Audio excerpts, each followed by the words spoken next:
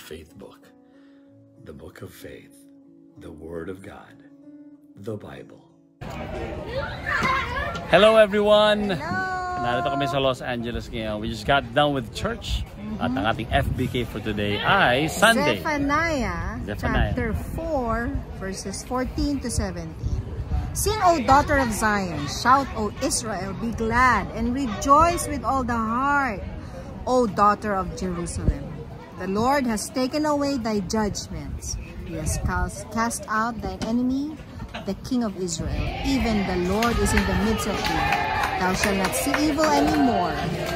In that day it shall be said to Jerusalem, fear thou not, and to Zion, let not thine hands be slack.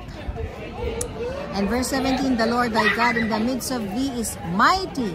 He will save. Amen. He will rejoice over thee with joy. Amen. He will rest in his love. He will joy over thee with singing. Wow, gandang pangako ng Panginoon. Anong masishare mo doon? Anong idea mo doon? Ang masishare ko lang, pag na kay Kristo tayo, wala na tayong paghahato. Yes. Diba?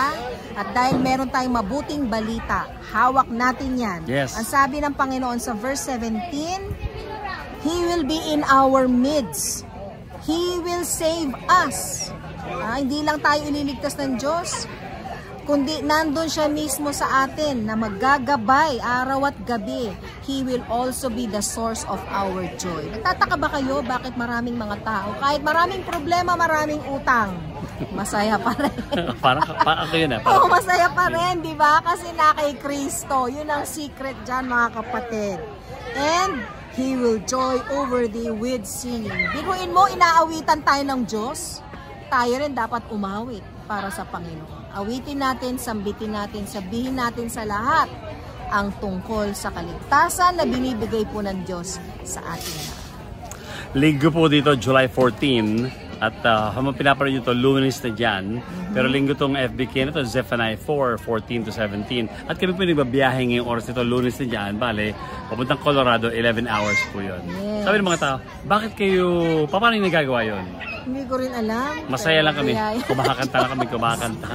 At alam namin yung mga nalalangin sa amin. So, thank you so much for your prayers. We are so blessed and we are thankful to the Lord because the Lord has given the Hillcrest family as one of our families. And we are so proud of you, church. Keep doing what the Lord is telling me to do, and I know that the Lord will bless. At sabi sa verse 17, the Lord your God is in your midst, and He is mighty to save. God bless you po.